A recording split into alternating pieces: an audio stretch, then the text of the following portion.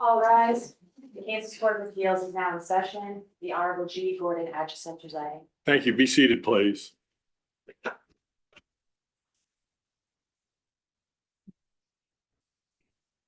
Good morning. This is the Kansas Court of Appeals argued docket for March in Topeka. I'm Gordon Atchison. I'll be the presiding judge.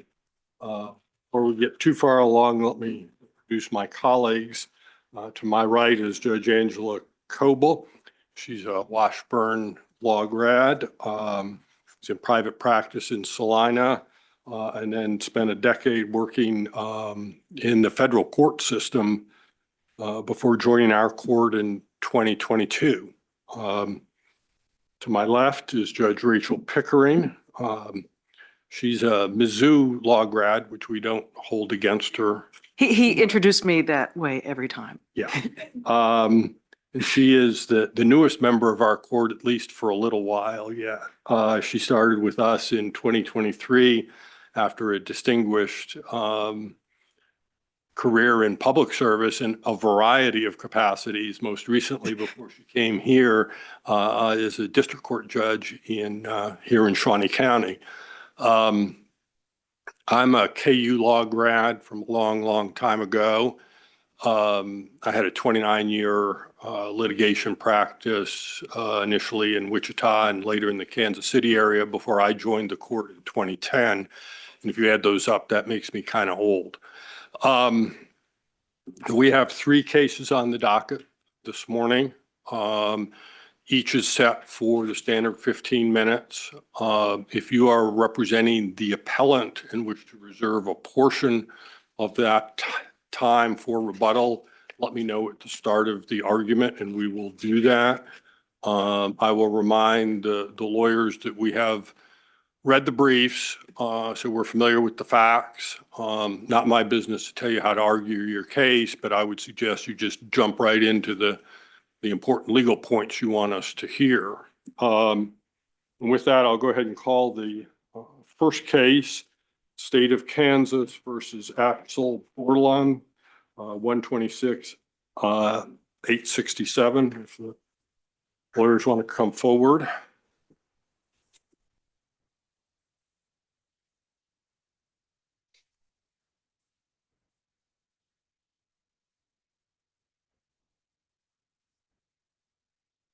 Please. Good morning, Your Honor. My name is Randall Hodgkinson. I'm representing Axel Bordelon today. I request 3 minutes for rebuttal. Your Honor, I just remind the court that this is a conviction, 2 counts of aggravated sexual battery out of Douglas County, where my client was acquitted of some other counts and the jury hung on some other counts in what might be described as a complicated relationship. Okay, please proceed. So I had really just two substantive points that I wanted to talk about, and then sort of maybe if time permits to talk about the record in general. The first point on the first issue has to do with the instruction that was given in this case with regard to culpable mental state. And I think it's sort of interesting, Your Honor, because I do a lot of these cases and you do a lot of these cases, that I'm sort of really, I don't know if I'm just starting to see or understand the implications of recodification in 2011 when the Kansas legislature substantially adopted the model penal code. And one of the implications of that is we sort of have a different or more refined understanding of culpable mental state as it applies to different elements of crimes. Our claim in this case is that the judge improperly instructed the jury, that it was legally appropriate to instruct the jury in this case that mixed borderline had to intend to engage in particular conduct when the statute in this case requires that they intended to cause a certain result. And those are different things. Those are different things under our understanding of culpable mental state under the model penal code. My response, I guess, to the state's argument in this case, it seems to me the state is seeking or arguing that those things are collapsed into one thing, that they're all really the same thing, or maybe, I don't know, different varieties of the same thing. And the state doesn't cite any authority for that proposition, and I would assert that's because there is no authority for that proposition. They are different things. A person can intend to engage in certain conduct without intending a particular result. I can intend to shoot a gun in the air, absolutely, and not intend for that bullet to fall on an innocent victim. I mean, are you trying to draw a distinction between like actus reus and mens rea here? No, Your Honor. All right. I mean, mens rea applies to the different things. That's the point. There's a mens rea that attaches to conduct, and there's a mens rea that might, depending on the offense, attach to a result or an intended result. And some crimes have that mens rea with regard to both things. And so our concern in this case, or the argument that the instruction given in this case is legally appropriate, is because it did not clarify what the statute says, which is that the intent in this case has to attach to a result, at least not just the conduct, maybe not the conduct at all, but certainly it has to attach to the result. Well, I mean, you're talking about the sexual gratification component, right? Yes. Okay. But I mean, your argument though requires the jury, it's a bunch of lay people, and I don't say that disparagingly. I mean, that's who they were. They weren't trained lawyers to divide sort of the act of touching with the intent that the toucher was wanting to accomplish. And it seems to me that's cutting it mighty fine in terms of just the plain language of the statute, the way a layperson would look at it. It's what the statute requires, Your Honor. And the statute recognizes what other courts have recognized, that I may have whatever culpable mental state with regard to a certain conduct, but I may have a different intent or no intent with regard to the result. And so, for example, in the specific crime, I mean, it could be that a person engages in conduct with intent to arouse or satisfy sexual desire, or it could be that they engage in certain conduct with intent to, I don't know, terrorize or degrade or do something different. And it would turn out that's not sexual battery, because the intent is not what the statute requires. The essential element of sexual battery, and therefore aggravated sexual battery, is intent to arouse or satisfy sexual desire. Right, but how did the jury instruction, and particularly under, I mean, our review is supposed to be clearly erroneous, mislead the jury and, in your view, cause them to separate it into two things and attach only to the act itself? And in follow-up to Judge Atchison, especially where the district court did provide an instruction that had that first element in it. I mean, In the elements instruction. did say, right, Yeah. that specified that, Yeah. that part. So, and we acknowledge that in the brief, that there's contradictory instructions here, because you're right, Judge, that the elements instruction is legally appropriate here. We're arguing that the definition of intent given by the court is legally inappropriate. and that those then are conflicting. And we have cases that talked about, I mean, the fact that there's a correct statement of law and an incorrect statement of law, they don't cancel each other out. It just means you have contradictory statements of law. And the specific answer to your question, Judge, is sort of like in this case, judges, in this case, like particularly with regard to count one, there's a lot of conflicting evidence about what the intent was, if there was any intent at all.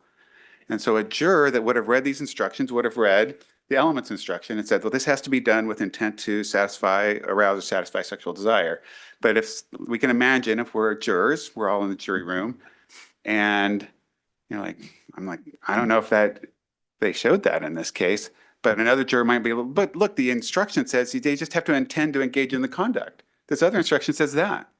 Well, it says the act, and the act, if you read the element in its entirety, is the touching with the intent for sexual gratification. I mean, that's a paraphrase of the back end of it. And Paraphrase. well, no, I'm paraphrasing the sexual gratification. It's to arouse the sexual desires of the defendant or another or something. Yeah.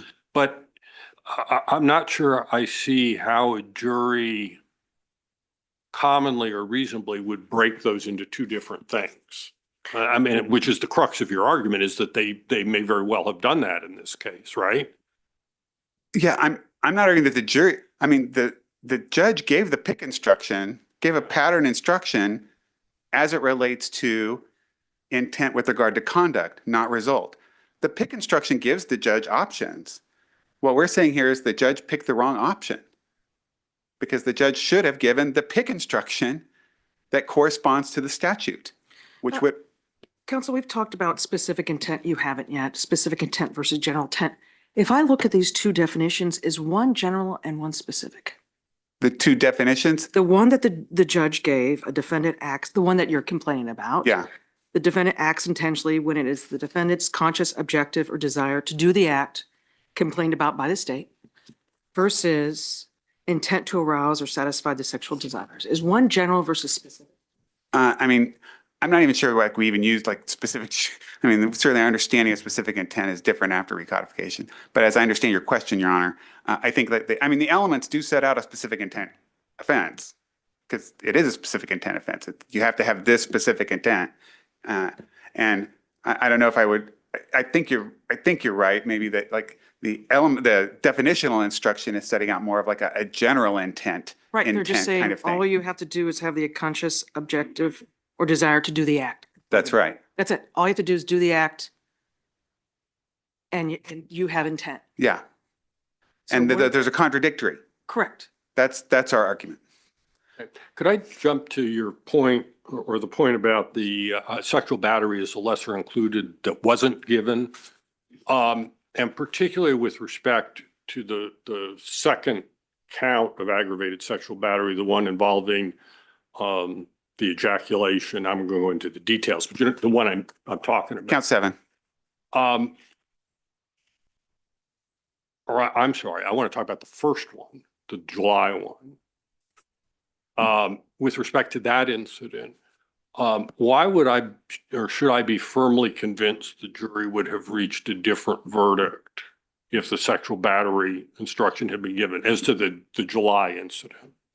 Where the victim is pulled into the bedroom and according to her testimony. Yeah, I certainly would acknowledge that there are different counts, different analysis on the different counts for that. And on count 7, I think it's a lot stronger than on count 1. And I want to explain to me on count 1 why I should be firmly convinced the jury would have returned a verdict for the misdemeanor. Sure, even in light of the testimony in the case, again, and a lot of conflicting testimony about sort of what the nature of the relationship was and the nature of even the acts in that case, that there was just such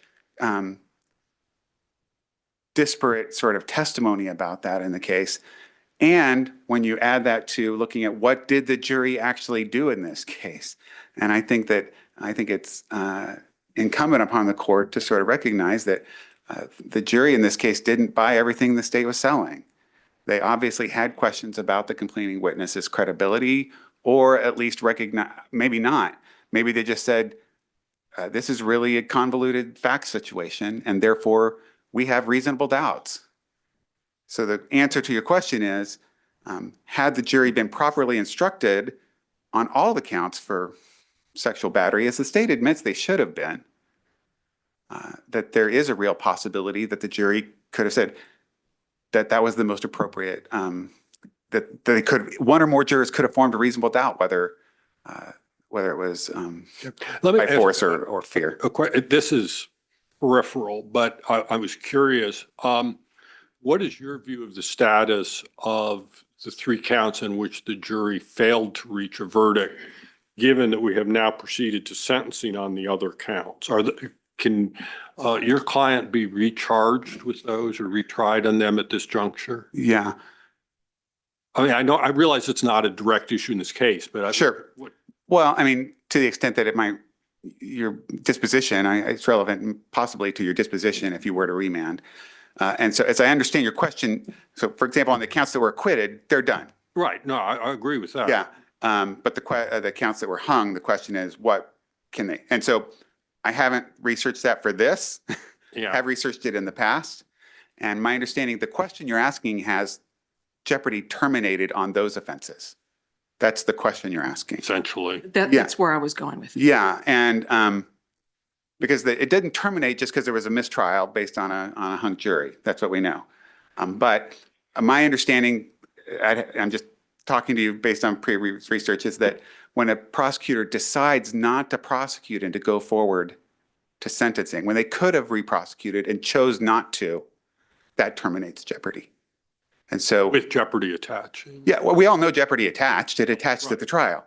So Okay. the question isn't, has jeopardy attached? The question is, has jeopardy terminated?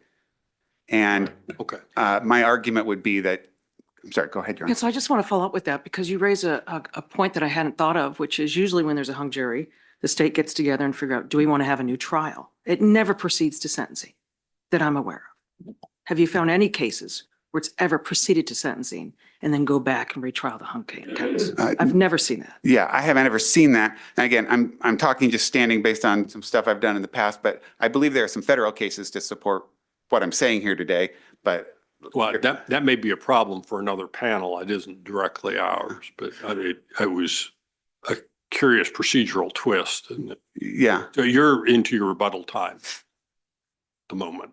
Well, then I'll sit down. Okay? Thank you, Your Honor. That sounds like a good plan.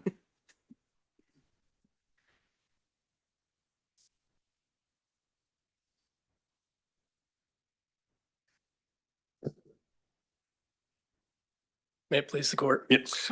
The state appears not by Assistant District Attorney Brian Diter, but by Senior Assistant District Attorney John Simpson. Mr. Diter left after the briefing. in And this before case. you get too far along, could I get your bar number? Yes, sorry. 26455. 26455. Yes, Your Honor. Very good. Please proceed. So I will focus most of my attention on the instruction, the issue of the definitional instruction, unless this court has other questions. I think there are 4 reasons why the court gave an appropriate definition of the intent required for aggravated sexual battery in this case. The first is that the instruction used statute mirroring language from the PIC. As this court knows, the use of the PIC is strongly recommended, and case law suggests that a jury is correctly instructed if the instruction states the crime's elements using language that mirrors the statute. And that's what we have here. A second reason I believe this court can affirm the instruction is that using the desire to act language rather than the desire to cause the result, language was legally appropriate. In Kellner, a 2024 decision from a panel of this court, and the Westlaw site is 2024 Westlaw 208192. A panel of this court approved as legally appropriate an instruction that used the desire to act definition of intent only, and an instruction for aggravated indecent liberties, which is a crime like aggravated sexual battery that requires a touching done with a specific intent to arouse sexual desires. Could the instruction here have been better and clearer? I think Insofar as the issue is, would it have been clear to instruct the jury that cause the result, desire to cause the result was the appropriate language? I think no. And I think there, again, are two reasons. Well, okay, what I was thinking, to be more specific, and I understand that courts aren't supposed to monkey with the pick, but the reference here is to the act. And the ADO is saying that's refers to the touching, and it kind of divorces the whole state of mind business. What if the instruction had said the act, that is touching with the intent to arouse or satisfy the sexual desires of the defendant or another? What if that was what the instruction said? Is there a, Wait, you mean in the definitional instruction, yeah, it would have said, defendant acts intentionally when their objective or conscious desire is to do the act of touching with the act, and the instruction that was given stops at the act, because that's what's in PIC. Sure.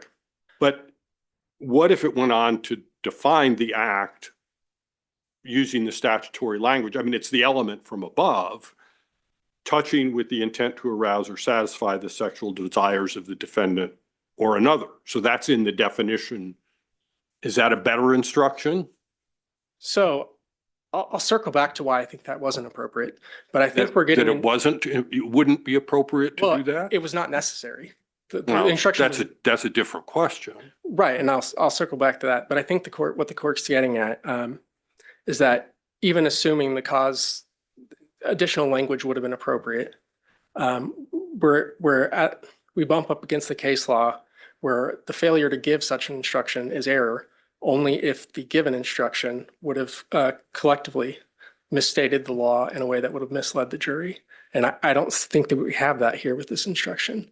All right. Well, I'm not arguing, but what I'm suggesting, and you probably should agree with me, is it would be a better instruction, or do you think it wouldn't be?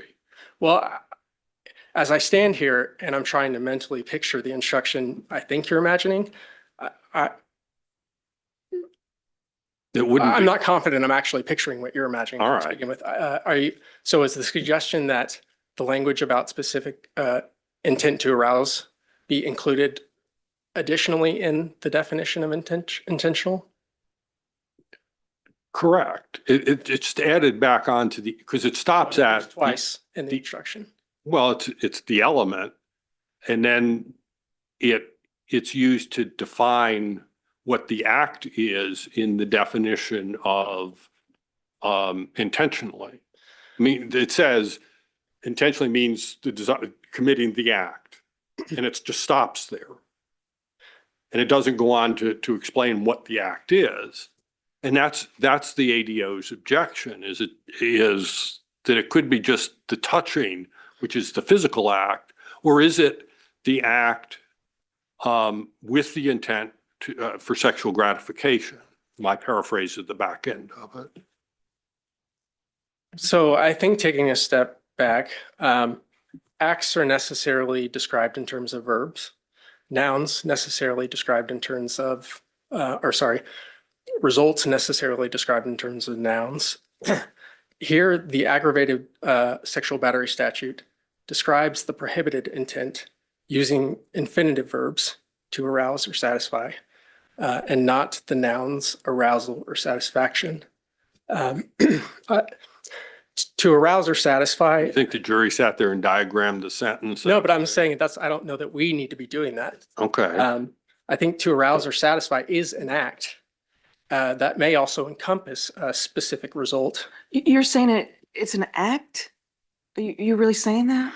To arouse? No, the intent to arouse, isn't that what the person's thought must- pattern is? That's not an act. But they must intend to do that act. All right, I'm going to give you a hypothetical. It's 1950s, you're a football coach, and back then and up for quite a while, coach would say, "Great job," and pat you on the butt, right? Is the argument that Mr. Hodgkinson is making is under this definition, a conscious objective to desire to do the act complained of, he's guilty of sexual battery. Is that is that a draw, what we could draw from your argument here? Because that's my concern. I'm afraid maybe it's because I don't know that I'm understanding the issue because I do not see. What I'm saying And is you can touch somebody on the butt as a job, as a coach. Great job. They would do that all the time. You watch any football game, it's out there. Baseball game, it's out there. Now, for somebody would say, well, why is that culture allowing somebody to do that? It's a cultural thing. It's not actually a desire to arouse or satisfy sexual desires, is it? And isn't his argument is that you're diluting the intent here by this definition? And it opens up people to be charged and get convicted of crimes for which they never had that actual intent. I mean, I think that may be his argument. I think certainly the statute is not intended to criminalize a 1950s football coach, giving a attaboy to a player. Could I jump to the lesser included or the failure to give the lesser included in sexual Yes. battery? And I assume you agree with the concession that the state has made that is a legally and factually appropriate lesser included. Frankly, I felt that I was bound by the concession, so I did All right. not deeply explore. Well, I think you whether- may be, but Huh? I think you may be, Right. but Right. and I think it's correct. So let's start on Yeah, that. and I did not read it and think that's absurd, but All right, so my question is as to count number 7, which is the one involving the ejaculation. And again, I'm not going to go through all the facts. We don't need to do that. Explain to me, it's the same question I asked Mr. Hodgkinson is, why should I be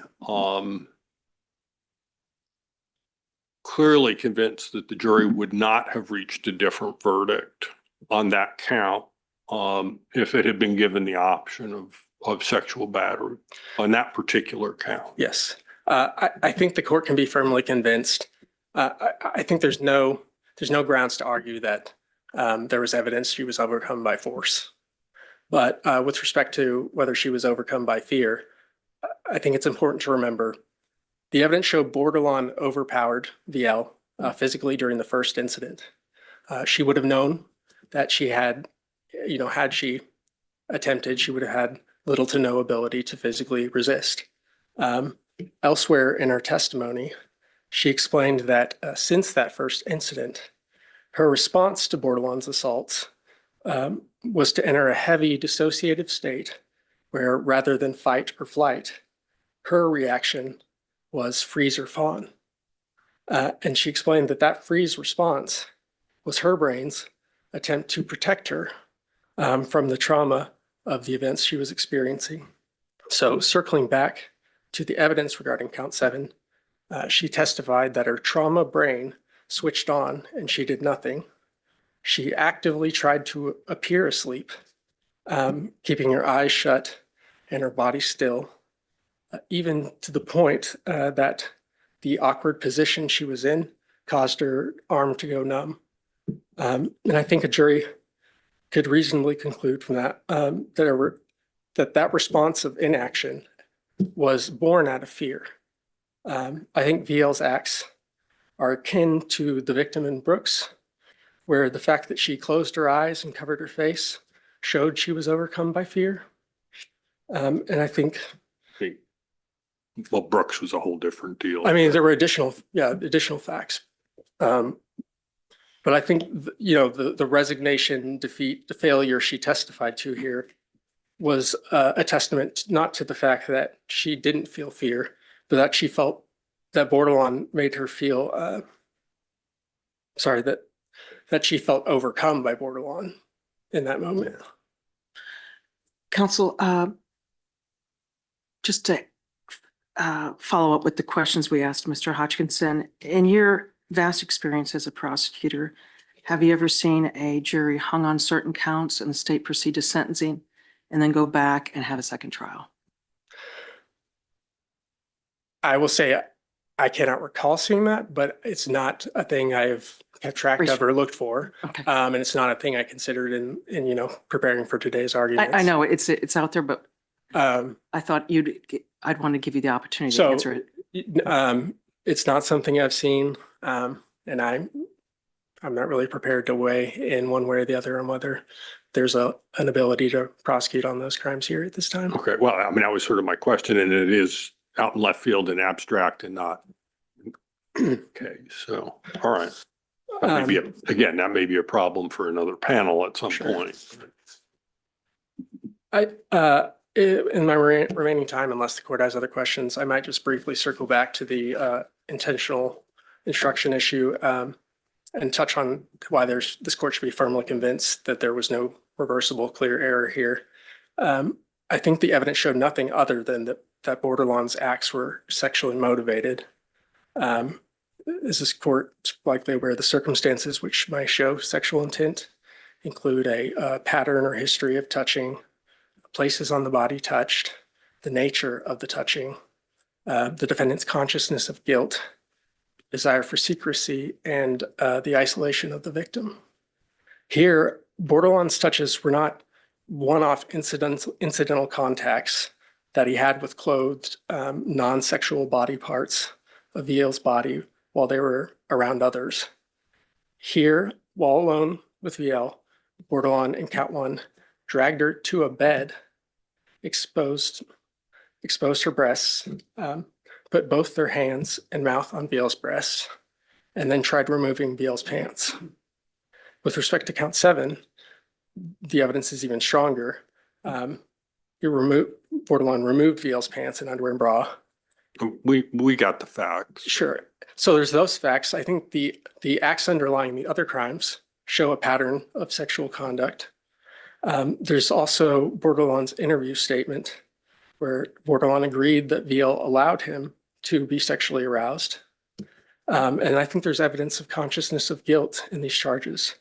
With respect to Count One, Bordelon got Viel an ice pack at a request for her injuries, and he did nothing when she punched him after they eventually stopped the acts.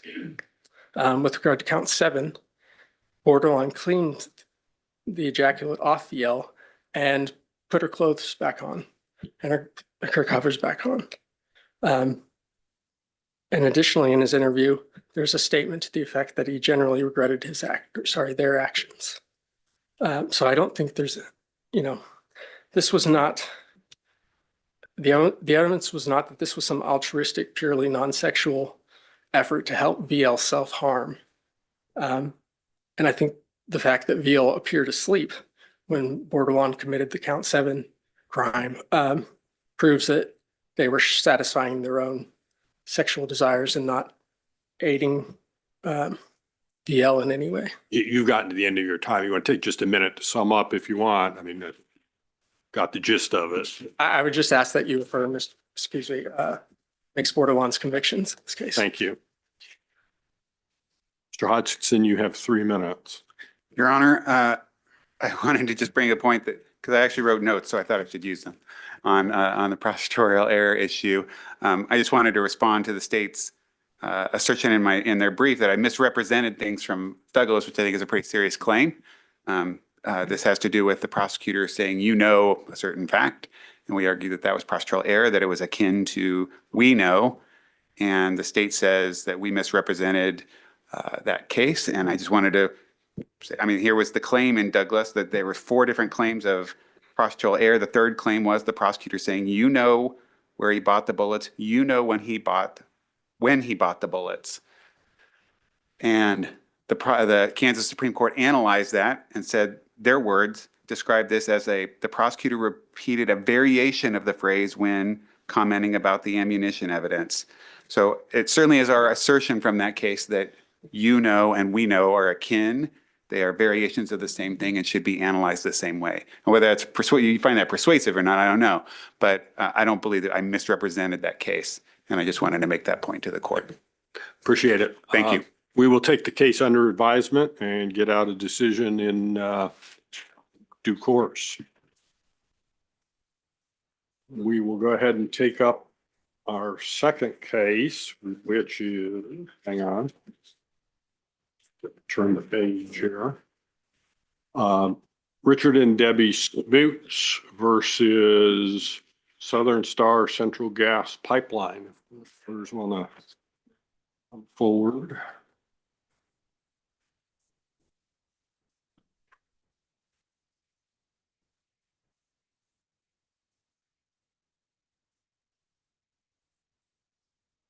Carmichael?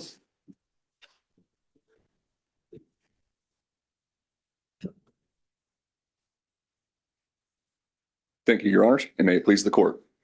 My name is Ben Carmichael. I'm with the Morris Lang Law Firm, and I represent Richard and Debbie Smoots, the appellants in this matter. Would you like to reserve rebuttal time? We'd like to reserve 3 minutes of rebuttal time. You have it. Please proceed. Thank you. This is a case that deals with a 1950 gas storage lease and the return of that free gas right to its rightful owner. What we are seeking here is a declaration that the free gas right has remained with the Smoots property, or in the alternative, a remand to the district court for further proceedings in accordance with this court's decision. The 1950 gas lease at issue in this case forms the basis for all of this. And what it deals with is a free gas right that's contained in that lease. This was a standard practice at the time in the 1950s to give a property owner a free gas right. And what has happened since then is the gas companies that grant this right are disenfranchised, or they dislike the fact that the individuals have this right that exists in perpetuity. And litigation has ensued on who has the right to use that gas right, how many people can connect to it. And that is where the case law that exists in the state of Kansas has come from. This is a unique case because the gas company is who advocated for the outcome that the district court granted. The Boese family was represented at the district court level. They have not participated at the appellate level. Southern Star only wants to limit the provision of gas to one property. They don't really have a stake in who it goes to. That is their position. We have the obligation to provide it to one dwelling. In 1982, Do you agree with that? That much of the argument, or do you believe that the company could be obligated to provide it to more than one dwelling in this case? the Richardson case and the public policy of the state of Kansas, I believe, supports that outcome, Well, that there's one. that there's one dwelling, correct? All right. Our dispute is, who is that one dwelling? I And understand. is this a property right that could have been taken away without any right to object? The Southern Star, in this case, advocates for a rule that requires the continued presence of a dwelling for that right to continue in the property. And in making that argument, what they are essentially doing is they're turning what is a covenant that runs with the land into a personal covenant that depends on the continued existence of a dwelling. And that is not what Kansas law requires. What that is a condition precedent that vests the right in the surface tract. Once that condition precedent has been satisfied, that person, that property owner, enjoys that right for that surface tract. It runs with the land as a covenant. You can use it or not use it. Correct. If you use it or not use it. Once that, I mean, you can do what the Smoots did and sit on it for 30 years. correct. All right. Now, coming back to the facts, in 1982, the Rollins family, the Smoots' direct predecessor in interest, made a written request for this free gas right on their property. That was granted. It was ran to they were given a gas meter. They were connected to a trailer house that was located on the property. When they purchased the property, that gas meter was still on their land. And there's a photo of that is in the record before this court. Rick Smoots was asked by Carmen Hill, the neighboring property owner, back in 1999, whether she could have the free gas right. And his response to her at the time was, no, you cannot. I intend on using that in the future. We're going to build a Did house. she ask him in 91 or 99? It's unclear when that request was made. Was it before she had the dwelling on her property or after? Again, I think that is unclear. I believe Okay. there was a dwelling on the property at the time. The gas meter was still present on the Smoots property as well at Okay. that time. What's the legal significance? I mean, assuming that conversation took place, what's the significance? The significance of that, Your Honor, is that this is a incorporeal hereditament. It's a property right, and it vests in your property ownership. And if you think Right, back but to, how does Hill's perhaps polite request to the Smoots to say, look, we don't want to hassle over this, why don't you just agree that I can use it? What does that, I mean, what does that legally prove? what it goes to is intent to abandon, adverse possession, whether the Smoots had gifted the right to the Hills. And the cases that we cite in our brief, Your Honor, say that this is a property right that can be lost just like any other property right. And that would be abandonment, adverse possession, or a gift. But there are none of those claims present here, correct? Correct. And that is why we have appealed this case. This is a decision from the district court level that said there's one dwelling that gets to enjoy this property right, and that dwelling is the Boseys. And the reason for that is simply the absence of a dwelling on the Smoots property when the request was made from the Hills.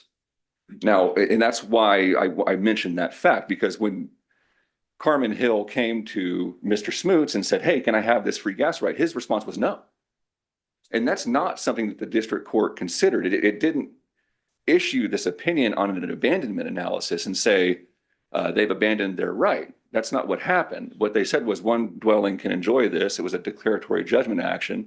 And they said the Bosey properties who enjoys this. And that is not. And counsel, in the state's decision order, it doesn't even mention that call at all. Isn't that correct? I do believe so. Discussion. It does not mention that. It does not mention the meter being present on the property as well, Right. which And would that's be part of the disputed lease. facts that would require a trial in this matter. Okay. So in 1999, the gas right gets moved to the neighboring property, unbeknownst to our client, unbeknownst with no right to object, no notice to him. Southern Star knows at that point that they had provided service to the other property. They didn't send a letter saying, hey, your neighbor asked for this right. We're going to give it to them. Are you okay with that? That's not what happened. They merely gave it to the neighbor with no notice, and that is the lay of the land for this case. Should we But the draw na- anything? Go ahead. Oh, I was gonna say, but I mean, you say the neighbor, but they are part of the leased. They're Correct. part of the leased property, correct? Their property overlies the gas storage field and is part of the lease Right. tract. Correct. Let's talk about that. The court, and I'm going to quote it, on its order says, since Mr. Rollins removed the trailer and ceased to use the lease gas sometime prior to 1988, the lease gas was available, and all this is quoted, to be assigned to another, and he quotes, physical dwelling house on said lands, unquote, as specified in the gas storage lease. Do we have any evidence here, or is this an inference, that the Rollins right was assigned over to the Hills? And then let's, in answering that question, define what assigned mean and how you can prove something is assigned. The answer to your first question, I believe, is no. There's nothing in the record that shows it was assigned. And this would be a contractual right, so that would have to be done in an assignment of gas storage lease or something, what that would be called. So in your experience in this area of law, would somebody submit a document showing that my rights have been assigned from the prior user of it? And in fact, in the record, there are two agreements that do just what you are asking about, Your Honor, the 1964 and the 1969 agreement. And I want to come back to that here in a second, but in regard to the question you were just asking, the Smoots have a good basis for their ownership of this. They have a written request by their predecessor in title and a written request by themselves. Southern Star and the Bosey property do not have a written request that supports them. And that's part of our brief, what the Rhonda Thompson affidavit, and what that contains is what we think is hearsay and inadmissible evidence regarding the request Did you make by. that objection in the district court?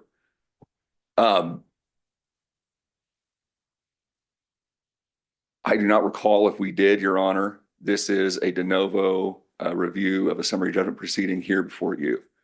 So in that regard, Right. I but you don't can't- recall exactly I don't know if that we- you can come in now and object that there's a foundational problem to the evidence if you didn't raise it in the district court. I mean, we make a de novo review of the record. we did raise this at the district court, Your Honor, and it was not part of the decision that the court issued at the end. So it was briefed, and I believe it was in our reply brief, and I do not have a direct citation for you off the top of Well, my and you head. don't in your brief either to us where that was raised and preserved. Okay. Why that is important is, Yeah, but why can we consider it? I mean, you haven't shown us where it was, where you objected in the district court to the inadequacy of that affidavit. Your Honor, that objection was made. I don't have a direct citation for you. But that was argued at the district court and raised. And again, the standard for this consideration, this is a summary judgment appeal. The standard of review here is de novo for you. Yeah, but that doesn't mean you can raise objections to the sufficiency of the evidence for the first time or challenges to the adequacy of like the affidavit for the first time. And Your Honor, if you would like, I can review our brief after this and provide something supplemental to the court on that point. But Well- as I stand here right now, I do not recall off the top All of my right, head. I'm just saying our rules require that if you raise a point, you've got to show where it was presented to the district court and ruled on.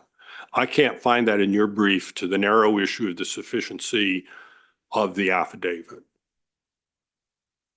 And so I don't, at this point, the way the briefing is to us, I don't think it's been properly presented and preserved.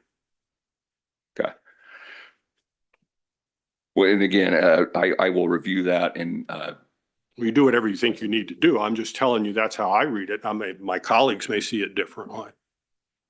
okay.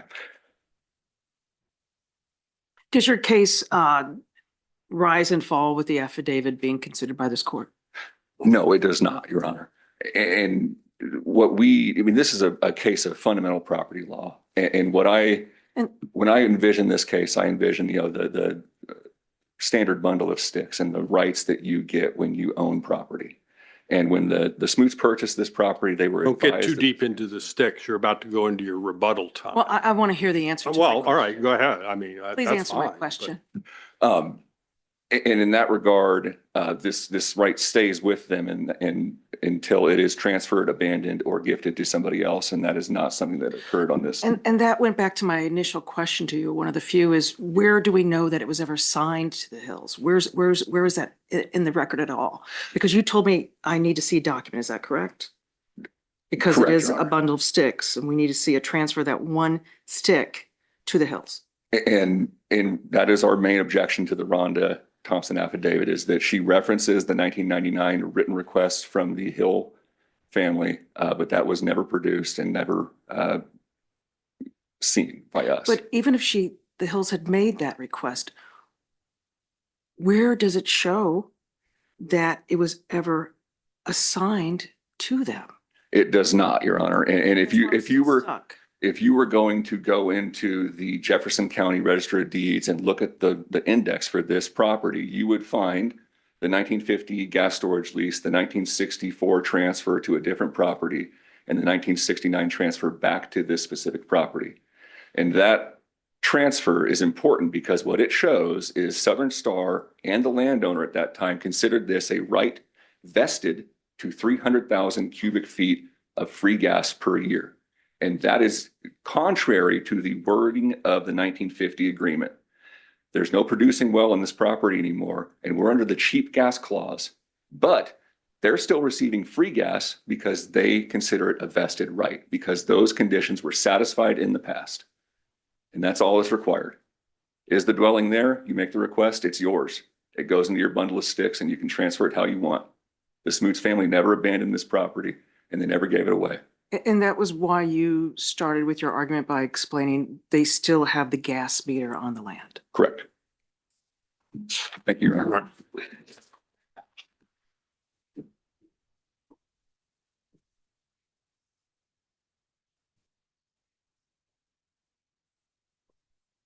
Good morning. I'm Samantha Woods. I represent Southern Star Central Gas Pipeline Incorporated in this matter. I want to start by moving back just a little. I think there are three main things we need to look at in deciding this case. And the first one is the gas lease itself. What does it say? What is of record that my client is obligated to do? And what is the tract of land upon which that obligation runs to? There's been not a ton of conversation about the actual language of the gas lease, but truly, I think we need to go not any farther than that. The gas lease and potentially in conjunction with the Kansas Supreme Court case of Richardson make very clear that what this gas lease specifically indicates is that on this tract, which is the entire lease tract, the 88.4 acres, my client is obligated to provide free or reduced cost gas to the principal dwelling. Period. That's it. What happens and what has happened, and one thing that I do agree with, is that over the years, the property gets subdivided. That's happened in this state. That's happened in Missouri. It's happened in Oklahoma, Texas, Ohio, you name it, where these things exist, they've had this problem. And none of the gas leases ever contemplate the idea that later someone's going to come and subdivide the tract, which is easy for us to look back and say maybe somebody should have thought of that, but apparently nobody did. So we have this problem of how do we determine what the obligation is by the gas company to provide the free or reduced cost gas when the property gets subdivided, when the obligation runs to the entirety of the tract. First, we look to the lease, and I think the lease makes clear. The lease discusses nothing about the vesting of an interest or prioritizing a piece of the tract. It runs only to the tract and only one dwelling. There's no question about that. The next thing we can look to is Kansas law on this issue, and it's not entirely helpful. And I will tell the court, Kansas law and outside of Kansas law, even though this issue comes up, the question and the principles are all very fact specific. There is no one case that I can cite to the court on these facts to say this is how this should work. So we must look to the lease and we must extrapolate from either the Kansas cases or the non-jurisdictional cases that help us decide this issue. The primary case after we get through Richardson, which really only does give us the ability to analyze the lease under the one dwelling rule, is Jackson versus Farmer. And Jackson versus Farmer is a different type of case. And part of the problem is that all of the cases cited by myself and by these Smoots, is they all involve a gas right running to a dwelling that is still in existence. There are no helpful cases in any of the briefs that will tell us, okay, so what happens like in this case where the home that was receiving the gas is remains removed for 30 plus years. The meter that was providing gas and measuring gas to that home is removed, which is not highlighted in the brief, but is something that's necessitated by the regulations. If you have a meter that's not being used, you don't just leave it there forever under a high pressure gas system formation. So we can't read anything into that it was removed because they're obligated to remove it through the regulations. Is that correct? Correct. All right. It was not being used, so it was removed eventually. And Jackson tells us not a ton, and again, it's a different case. It has some unitization complexities that are not at issue here, but it does say that any structure used as a dwelling may be designated the principal dwelling house on said land so long as the lessee's burden is not increased beyond that one dwelling. Jackson tells us it can be any house on the subject tract as long as it is only one house. I will plead ignorance about real property. I hated it in law school 40 years ago, and I didn't practice in that area. But I mean, it seems to me that the Smoots' argument is that, I mean, the tract got subdivided. Our predecessor in interest had the gas interest, and it was to the mobile home. Correct. And as a result, it attaches to that particular tract that is a subpart of the overall tract, and it stays there. And it comes to us because we bought that tract. Okay, why is that bad property law in Kansas? I think it's bad property law for a number of reasons. The first reason is consider what is of record in this case. What is of record is the gas lease, which indicates that this obligation runs to the entirety of the tract. And then the assignments of those, which do not say that this right is vesting in one particular tract, those two assignments are agreements between the gas company and the predecessors of the Smoots about how the gas is going to be paid for and charged. So that really doesn't help you much. What that means is that someone like the Boses could come along, do their title search, understand that their tract is a part of this lease tract obligated to have this right, understand that there is no other dwelling on the lease tract, and believe based off record that they would have a right to this. And one, Well, they may believe it. I mean, is that the law? the law doesn't say one way or the other. The law says that the obligation runs to the lease tract. But if we're trying to make sense of the property question, and your question, I think, had included an assumption that doesn't necessarily exist. The problem is there is no law that says once you have it in this scenario. And I, in my head, have conceptualized this, for right or wrong, as sort of my flag argument. I'm the one who came along on my subdivided tract and I put my flag in the ground, and I'm the first one to receive the gas. And so from now on, even though I only own a piece of this tract, and even though the gas company's obligations run to the entirety of the tract, somehow everyone is supposed to know that here's my flag. But the Ms. problem Woods, is, does that open us up to a fight of whose house gets torn down by the tornado? Let's get that scenario, okay? We have this tract, 88 acres. Guess what? The Smoots don't have a house yet, but the Hills do. There's a tornado, the house goes down. Now, who gets the gas? It's up for grabs. So if I can get to Topeka, pick up an RV or mobile home and get to my house within the next 48 hours, I get all that gas. That is the law that you're asking us to accept. You're asking us to, somebody's house burns down. They're done. They don't get any gas anymore because the person who now has a standing house, it's like the Three Little Pigs, wouldn't you think? Right? yes. We're getting all these houses destroyed, and you're going to lead us to the point of who's ever last standing gets that gas. And are property rights really to be that unstable that natural acts of disaster or arson or other man acts would cause somebody's property right to be transferred, taken away from them? The difficulty there's a number of questions. First of all, that's not this case, but I understand your hypothetical. Well, the thing is, this is new law. This is an area of law that we're trying to sort out. Sure. And it has, as both of your experienced attorneys know here, ramifications for future cases. Of course. There are, I think, a couple of complicating matters. If your hypothetical is the house completely is gone, there are no pieces of the house left, it is as though it has never been there to begin with, I think that's a harder question to answer. But it's a reality because Yeah. of the world we live in. Yes. We're in Kansas. Sure. And so what I would tell the court is there is no basis in property law to say that that particular house had right to the gas. The right to the gas, what we agree, once it's not there anymore. What we agree upon is that the tract and the obligation runs with the land.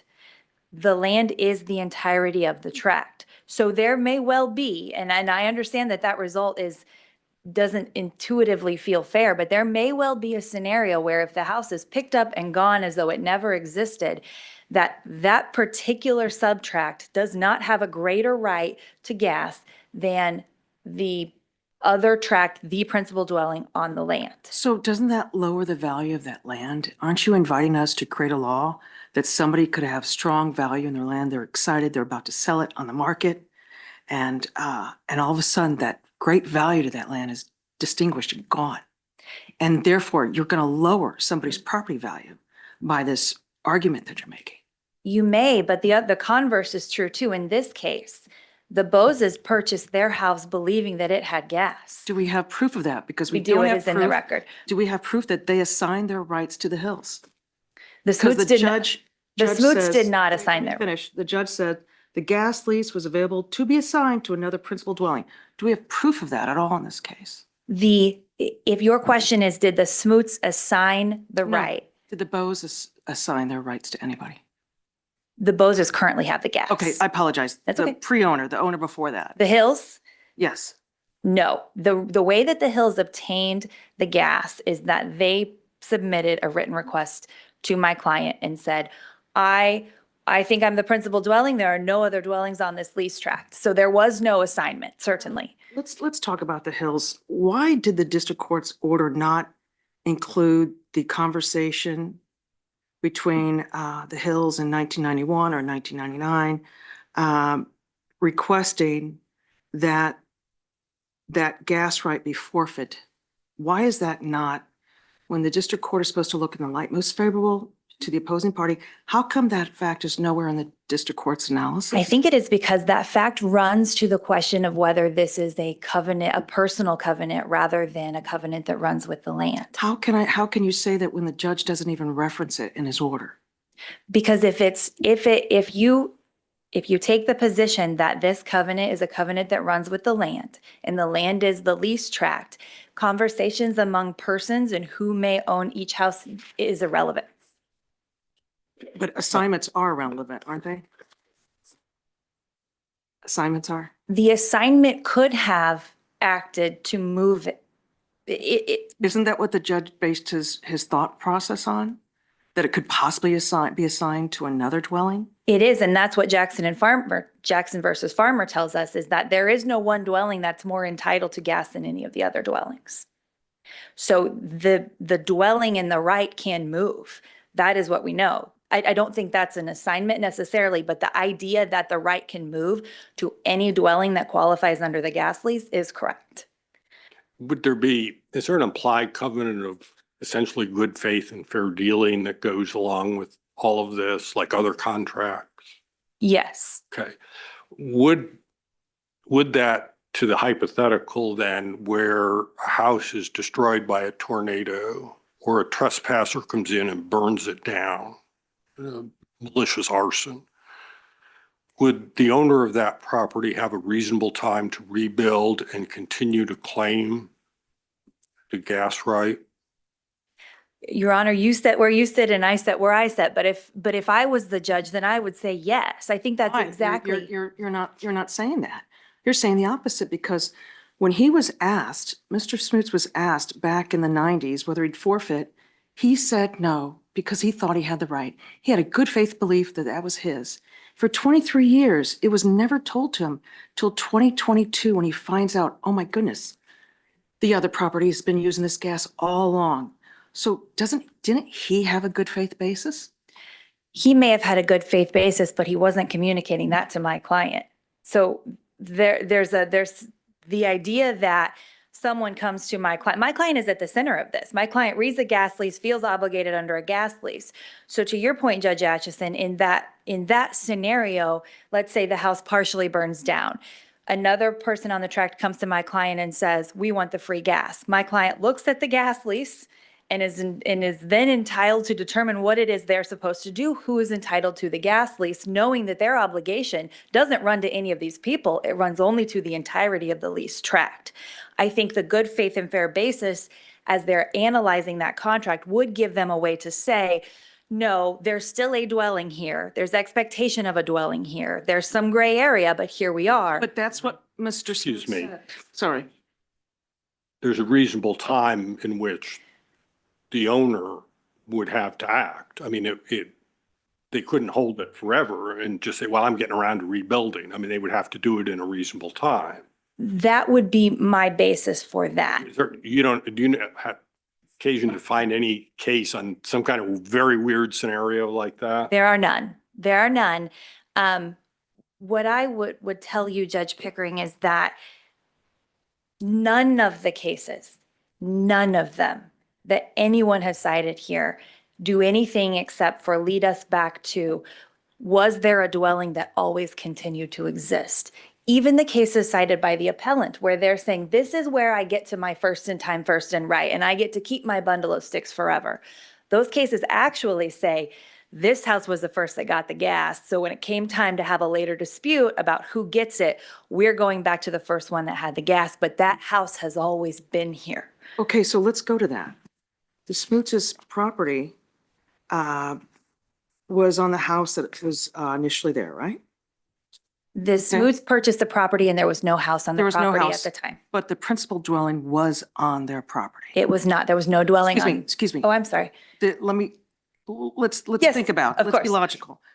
And you know where I'm going with this. The land that they purchased at one time had the principal dwelling. Correct. And that's why council has, Mr. Carmichael's talked about the gas meter being on there.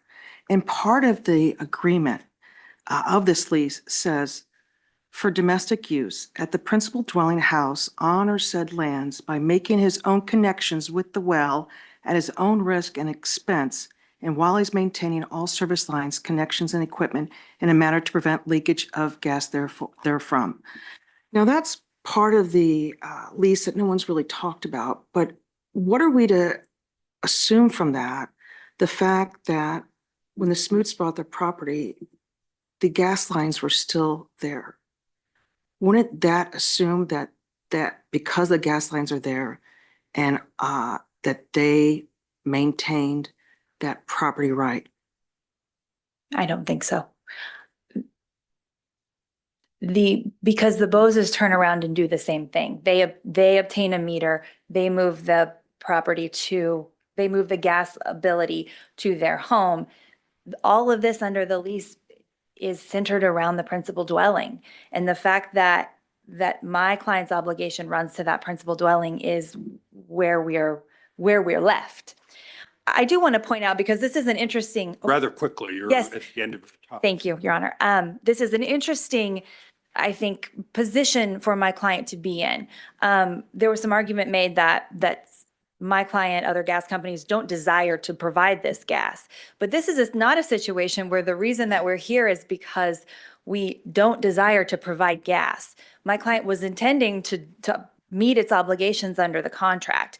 And for economic feasibility, and I think this court has a requirement to look at reasonableness and what is most economical under this contract, the most economical thing, and frankly, my client may enjoy the idea of, great, Mr. Smoots, keep your property for 30 plus years. We'll provide no one with gas. That's great. That's a great idea for us.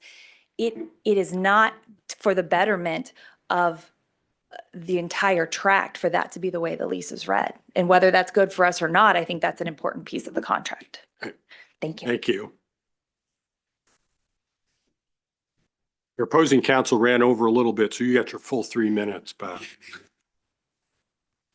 Thank you, Your Honor. Thank you, Ms. Woods. May it please the court.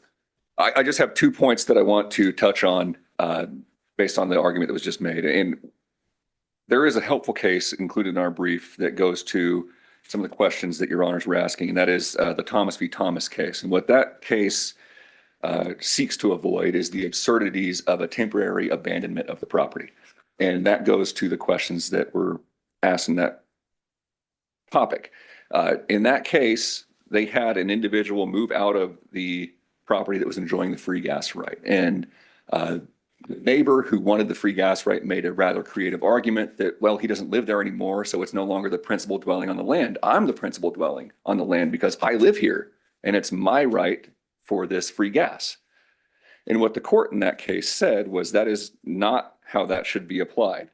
The court gave the person who was the first in time, first and right, the ability to use the lease gas, and said that that property, even though it was temporarily abandoned, remained the principal dwelling on the land. And Judge Atchison, to your question about good faith, I believe that good faith in this regard from Southern Star would have been calling the prior receiver of the gas, the Smoots property, and saying, hey, are you using the free gas right that we've given to you in the past? Well, and they would have had to honestly answer, no, we're not using it. Correct? Correct. Well, But we intend on doing so, which 30 goes years to, from now. which right? goes to abandonment, which goes to questions of intent in Well, regard but do they get gifting. to sit on it for 30 years? Is that reasonable? I believe so, Your Honor. It Why? is their property and What's they can do reasonable what about they that? want. The United States of America, we have our property rights and we protect those property rights. And individuals who hold those rights can do what they want with their property, how they wish. And isn't Thomas distinguishable though? Because in Thomas, that dwelling remained there. So how does that compare to this case where the Smoots opted not to utilize that property right? It is the utilization, the prior utilization of the right, which is what vests it in the property. If you look at the 1950 gas storage lease, those are conditions to provision of the free gas. Smoot's predecessor in interest and the Smoots on the record before this court satisfied that. There's no written request from the Hills. There's no written request from the Boseys for the gas right that they're currently enjoying. And if this were a quiet title action, the Smoots would have a superior claim to title that has a root in the chain of title, and the Boseys would not. Okay, give us your elevator pitch. You got like no time left. They cite the Jackson case and they say that any structure may be designated as the principal dwelling. And the 1969 agreement changes the wording, and what it says is for domestic purposes. Now, that's broader than a dwelling language. It could have been connected to a chicken hut. It could have been used to heat a stock tank on their property where they run cattle. There's much more here that wasn't explored in the district court that should be. And the Smoots continue to hold this gas right, and we want it to be returned to them. Thank you, Your Honor. Thank you. An intriguing case. We will take it under advisement. Maybe it'll turn up on the bar exam next year. We will proceed to our last case. You good? All right. That is Prairie Wood Holdings versus the Riley County Board of Commissioners. Council want to come forward, please.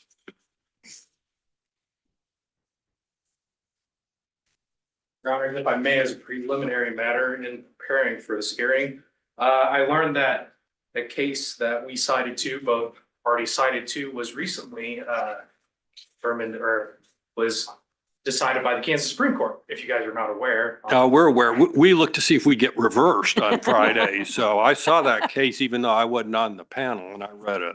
Understood. I have copies if. I've read it.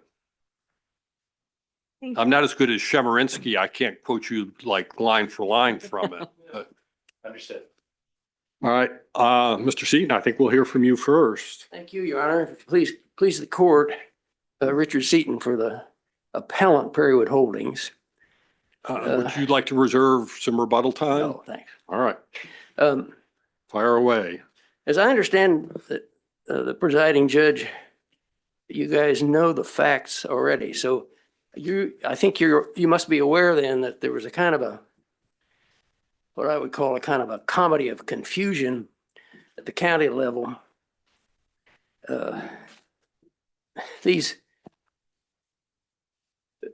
planning office sent out to the landowners the standard notice that had a right to file a protest petition, all the pertinent papers.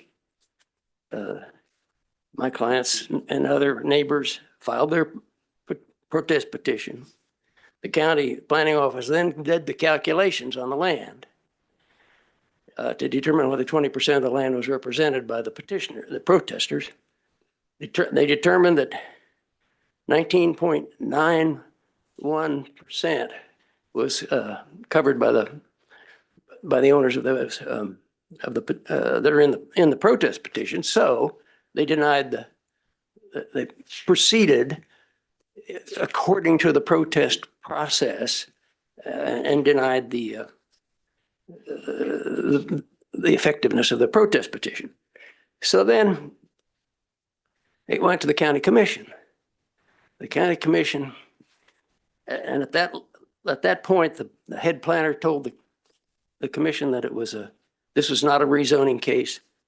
Protest petitions were irrelevant, and they didn't even have to vote because it was just a modification of a prior planned unit development plan.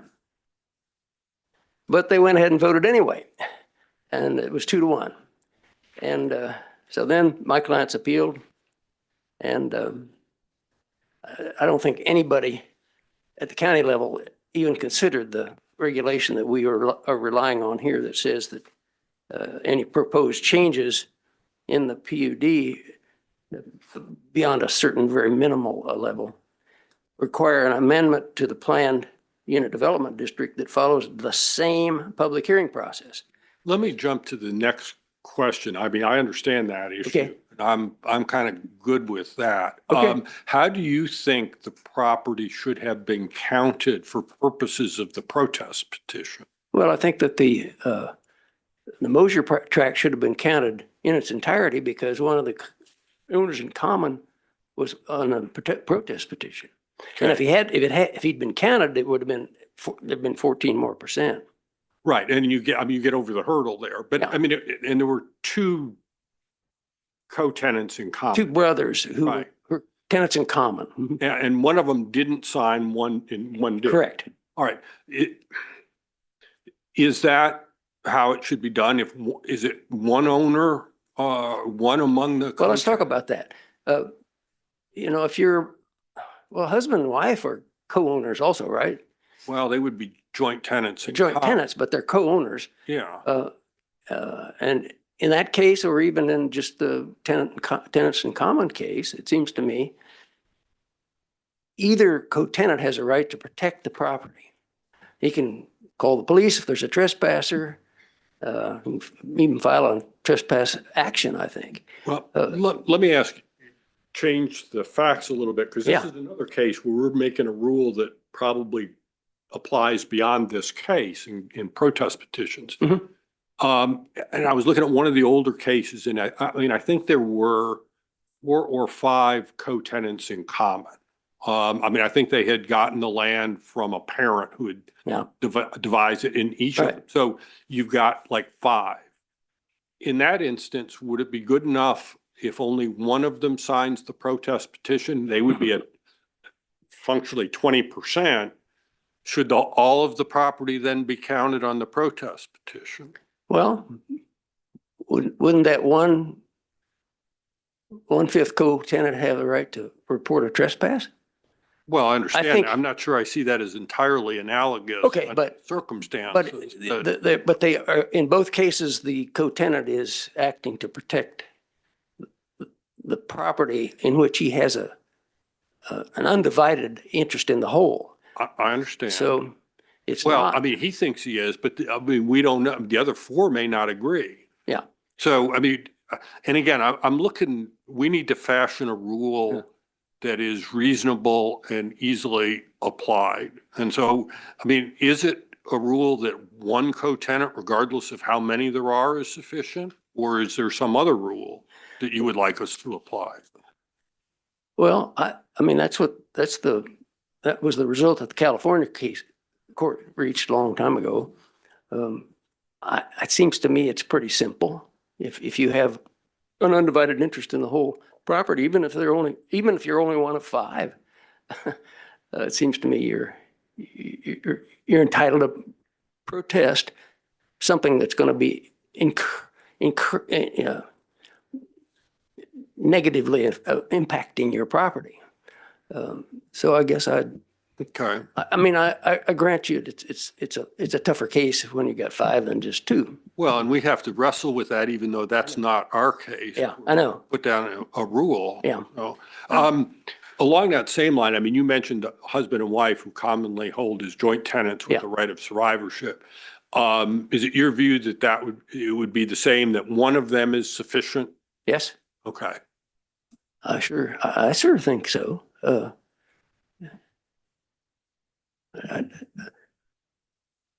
I mean, as I'm sure we pointed out in our brief, it's a different situation where one co-tenant seeks to place a burden on the interest of the other co-tenant. Sign a mortgage, lease the premises, that kind of thing. So I think the cases make a pretty good distinction. Now, there aren't any Kansas cases right on point, but I think we cited a couple of Kansas cases that say that a co-tenant can act to protect, but can't act to burden. Well, I'm not trying to be tricky here again. I Yeah, mean, no, that's no, I- another common occurrence is joint tenants and whether there should be the same rule or a different rule. Mhm. I don't know. I don't know. To me, the husband-wife example ought to be the subject of the same rule as the co-tenant. But of course, there are always just two of those. Mr. Seaton? Yes. The district court found that the Moser tract should have been cut in half. And that's the argument you're having. Looking and your vast knowledge with Riley County regulations, is there anything that would have given your clients notice that, oh, we're only going to count half of your tract for purposes of this protest petition? Were they ever put on notice? Would they have been able, so that's my question. Because this is a property right that they have. They have a right to petition. But I don't want us to come up with a ruling where people say, well, aren't you just moving the field goals? Aren't you moving it back when we didn't realize we had to have all the tenants sign it? Now we have to have all of it. So now you've just moved the goalpost on us. Well, I think, I don't know that it's in the record. My recollection is that what actually happened was that my clients were running out of time to sign people up. The other co-tenant lived in another state, and so they didn't get him his signature, or they decided they couldn't get his signature in time. But advance notice, no, I'm not aware of So there's anything. nothing in the Riley County regulations that say all tenants in common signature Oh, must be? no, nothing like that. Yeah. And it's like there are no Kansas cases that decided too, so it's. So suppose it's- we find that the district court was correct. Mhm. Should we simply, and you know where I'm giving you this because from your position, would it be proper to remand and allow the parties, now they know that this new rule is in effect, to be able to present a petition should they be allowed to operate on this new rule Makes some sense to me. versus saying, guess what, you lose. Yeah. We've created this new rule. Next time will be different. Next time, now you know. That's my question is, Yeah. what notice could they have had? In order for this petition protest to be proper, shouldn't they have noticed that they're only going to count half? Yeah, they didn't notice. And as I said, I think the planning office was, I'm not sure they knew what they were doing, you know, because they just keep going back and forth. No, it's a rezoning. Here's your petition. No, it's not a rezoning. You don't even have to vote, but then they vote anyway. So it's not a pretty picture, really. Well, just to finish up then, and move back to my first argument, for a moment, the county's land use regulation does say that they will follow the same public hearing process, and I think same should mean same. I recognize that an agency like the county has a certain amount of leeway in the way they interpret their regulations, but the same public hearing process as in 12-757 should be the same. And that process includes a protest petition as well as a planning board hearing. So we think that,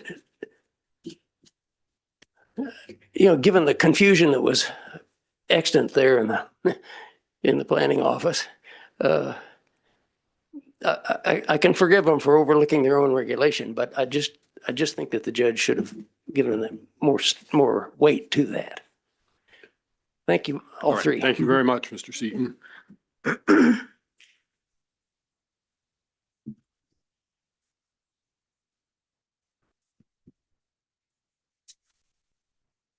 Good morning. Good morning, Your Honors. Jacob A. Hansen for the Board of County Commissioners for Riley County, Kansas.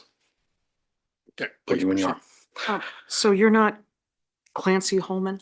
No, Your Honor, I submitted a notice of withdrawal and substitute counsel a couple months ago. I was recently hired onto the Riley County team, so I get to present this case instead of Clancy.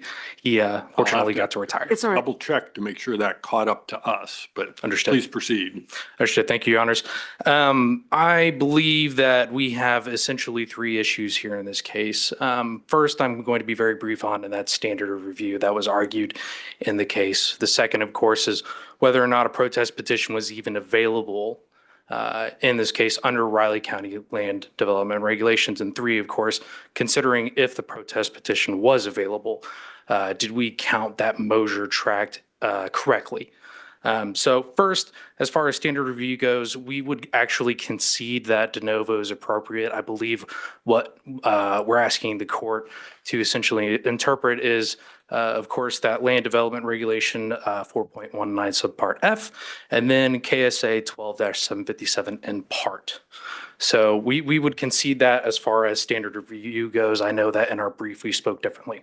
On the second point here on the protest petition, I believe, of course, that this is not available to the appellants here. And in order to determine this, we need to look at, of course, what the language states. Basic statutory interpretation canon, as well as the statute or ordinance in this question, vague and ambiguous. And I would argue a public hearing process as kind of narrowed down in appellant's argument is really what we're trying to analyze here is what is a public hearing process. And I think in the Austin Properties case that was just, released there on Friday, there is discussion from the Supreme Court that really analyzes what 12-757 states, right, and what it amounts to. And if you notice in the reasoning of the court breaks down, okay, it breaks down the procedures that are involved in 12-757. First is the public notice or public hearing. Second is review and recommendation by planning. That's not what we're dealing with here, right? I mean, that's not the issue here. I believe it is because once we break down that my plan is once I break down the fact that a public hearing process is literally just the public hearing, because it's even defined in the statute as well. Well, I mean, it seems, and again, I shouldn't play Chemerinsky because I'm not. Sure. It seems to me that the critical part of the Supreme Court case is not its reversal of the district or the Court of Appeals. It's at the back end where it says local units, whether they're cities or counties, can adopt regulations that are different than, so long as they don't conflict with Right. State statute. And so, and Riley County has adopted a regulation about PUD or PUD applications, right? Correct, Okay. Your Honor. Well, isn't that what we need to be looking at and what it says about how the process is supposed to work? Because that's allowed under Austin or whatever the Yeah, name. absolutely. Under 12-757 and a zoning amendment. However, what we have here before you and what the district court held is that this is an amendment to a development plan of a PUD. It gets a little complicated. There's a lot of layers moving, but we're not considering a rezoning, and the zoning change was done in 2014. What we're doing here and what we did in 2022 was an amendment to a development plan. That is not considered in 12-757, so therefore it can't be in conflict. Well, except it doesn't the regulation say an amendment to the planned unit development district is going to follow the same public hearing process as the original rezoning, right? Absolutely. And that's why I'm really focusing on, well, what is a public hearing process? Which I would argue To be heard and then a decision to be made. Well, I would argue, and it's defined in the statute, that the public hearing process is necessarily a notice to the public that this is going to happen and the opportunity to participate. And whether or not it's just adding comments. Protest petition isn't part of a public hearing process. No, Your Honor. I would argue not. And I would argue that if we look at statutory interpretation canon and read the plain language, a public hearing process is exactly that. It's nothing more. It's a public hearing process. It's not review and recommendation by the Planning Commission Board. It's not review and decision by the city, or in this case, the county. And then it's not the consideration of a protest petition. Isn't a protest petition a way for members of the public to be heard about a zoning change or a Well, I think- PUD amendment? I would argue that's a certain way they can address their grievances, but it's not necessarily participation in the public hearing itself. Okay. Actually, I would like, well, I mean, unless there are some other questions, I'd like to jump to this, to Certainly. the third issue. Certainly.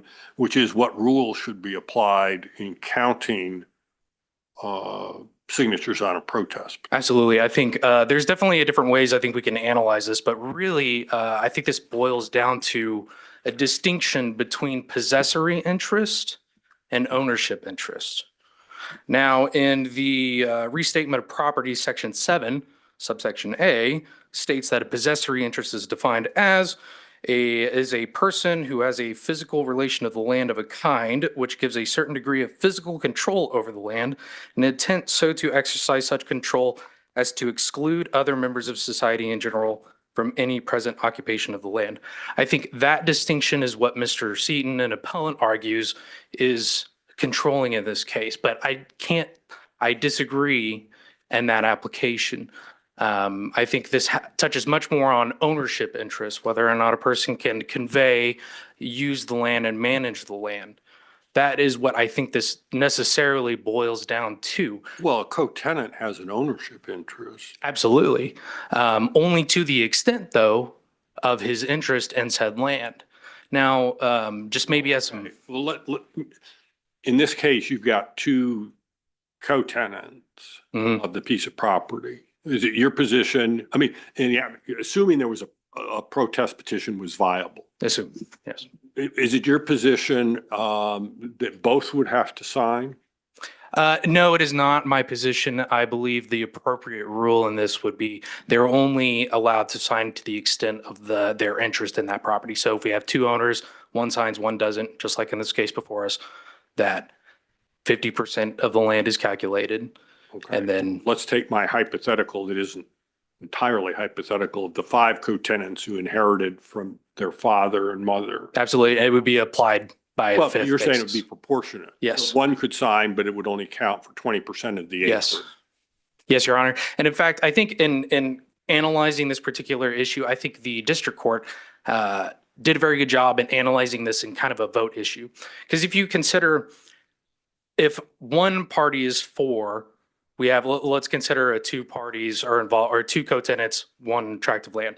We have one who votes for, and we have one for that votes against doing a protest petition. Well, how much of the land do then we consider if one signature controls? I don't think it's clear, and I think that would create inequities, as the district court stated in its order. Would you consider maybe like it's a plebiscite among the owners? Like if there's 5 of them, if 3 of them sign, that's good enough and you count the whole thing? Yeah, that's an interesting question because Why I asked. We're making a rule. I don't know. Should Absolutely. that be the rule? no, I don't believe, well, I believe it could be, Your Honor, and that's because in my Rule 609 letter that I submitted to the court a couple weeks ago, I did reference an Oklahoma case specifically. I think it was called Schwartz v. McDaniel. And in that case, there was the discussion of whether or not a co-tenant has implied authority to act on behalf of the other co-tenant. And I think that gets at your question, is that you would need to have some sort of agency authority in order to sign on behalf of your other co-tenants. I think that's acceptable, but you need to prove that. Okay, I mean, certainly a written proxy would be sufficient. Absolutely. Okay. Well, and let's shift it. What about typically husband and wife who are joint tenants? Yeah, I would say, What rule should apply? I mean, that's not this case, but right.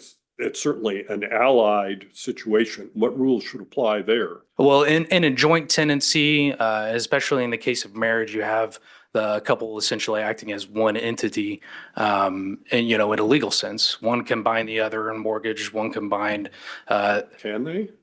I thought both had to sign on a mortgage. I think that may be proper practice. Maybe good practice. Yeah. I don't know.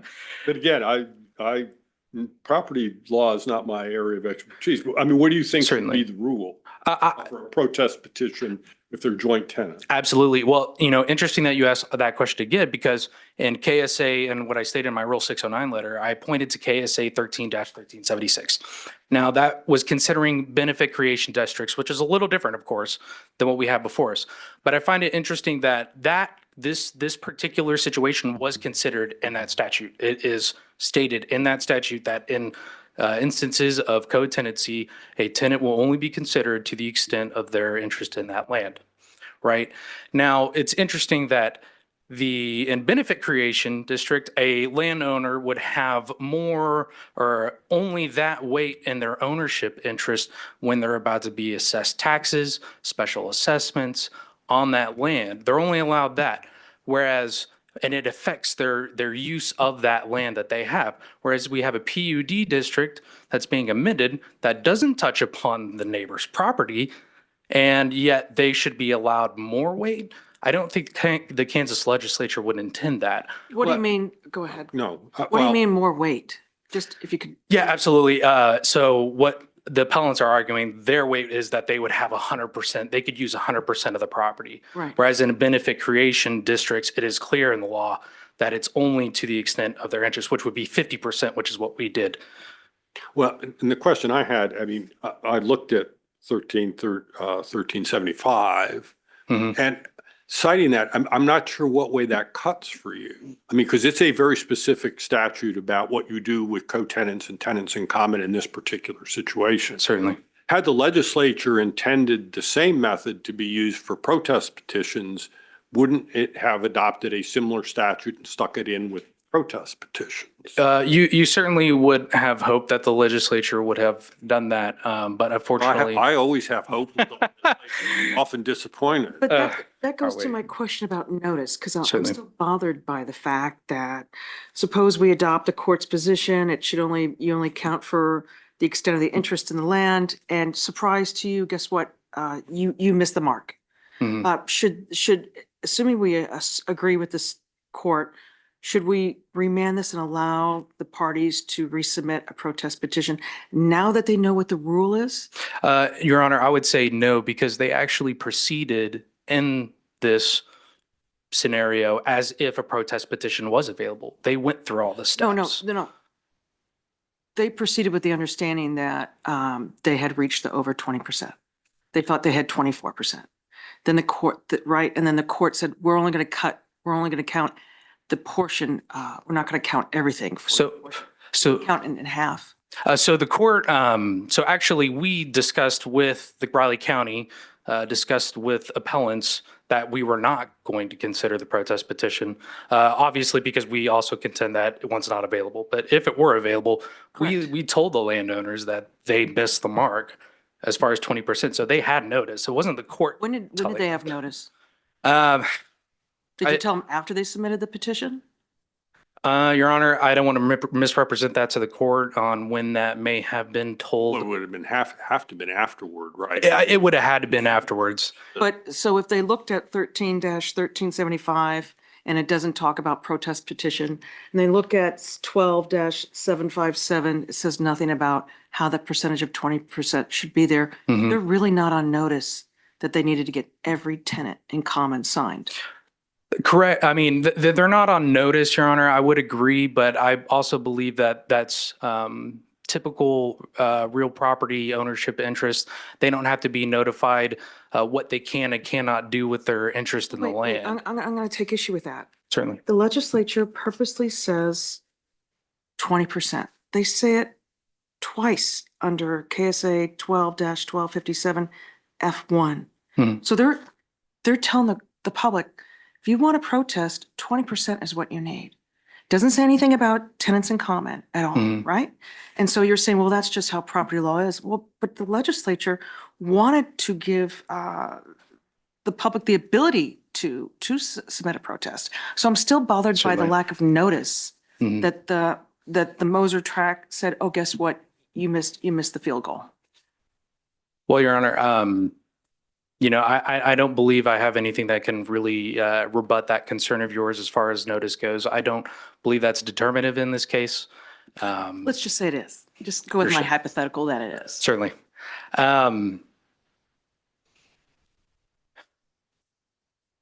If you could just, for me, I'm sorry, restate again. I'm just concerned about lack of notice about how the Moser track should be counted. Mhm. The fact that they're told, assuming a protest petition was accurate, were they advised, did they know from reading the statute of 12-1257? And then I asked Mr. Seaton, is there anything in the Riley County rules that says how we're going to consider tenants in common? Mhm. No. So that's my question is what kind of notice did they have that that was the goal they had to reach? Well, Your Honor, I think they certainly had the ability to reach out to our office and discuss that at any point in time. We very much had open dialogue with any of our constituents, any of our citizens as far as Riley County. And that's pretty ad hoc, though. I mean, Judge Pickering's point is a fairly good one of, we have one of the co-tenants signing, and really the other is a cipher. We don't know whether Right, the other was for or against. I mean, he didn't sign, but we don't know why. right. And it may be that he was unavailable. But had they been on notice that what we do is we count proportionately by co-tenants. If they're co-tenants in common, we're going to count proportionately. So Mhm. then they would know that they needed to get both of them to get 100% of the acreage counted, if that rule were clearly established. And so the guy who did sign would go call up his brother and say, hey, I need to get your signature on this. And maybe he would sign, maybe he wouldn't. Right.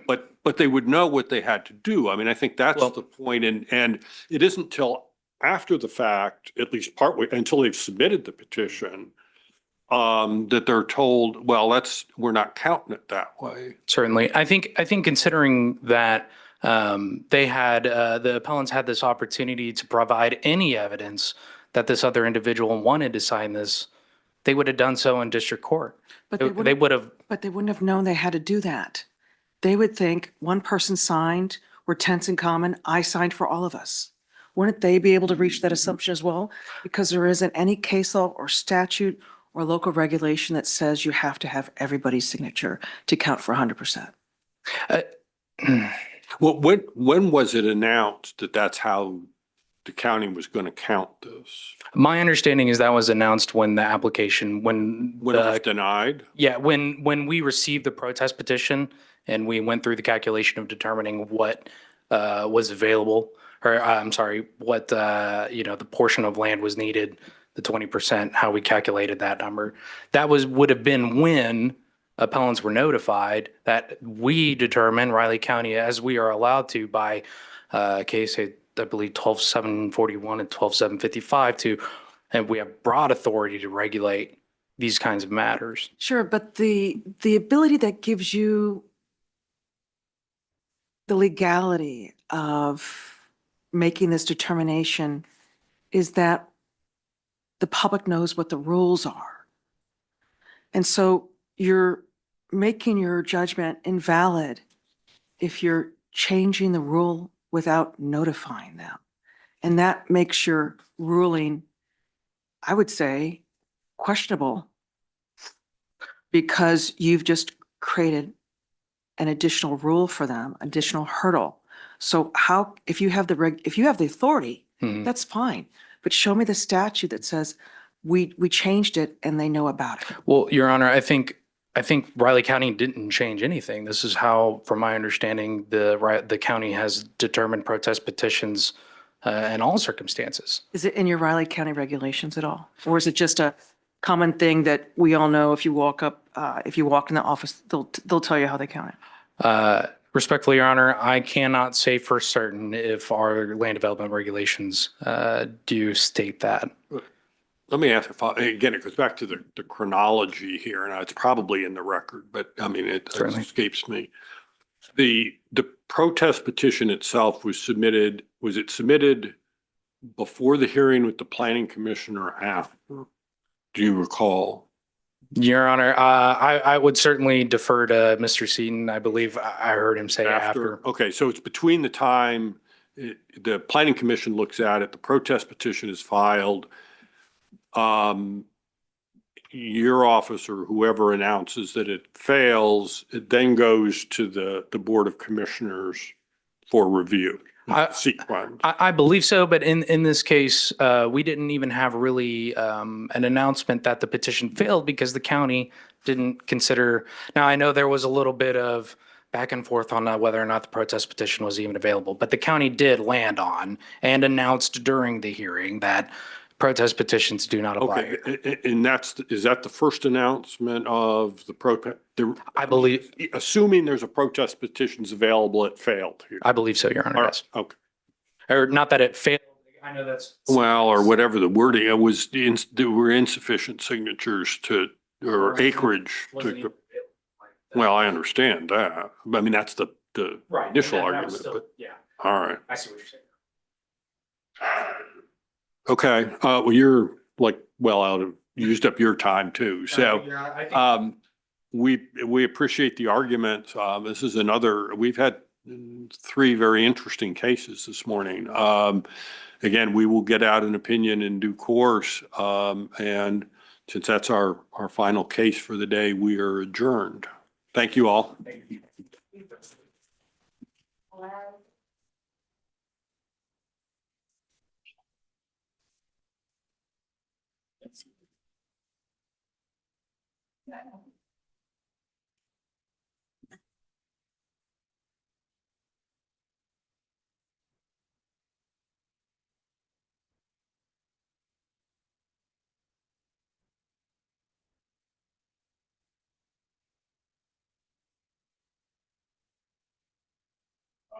I would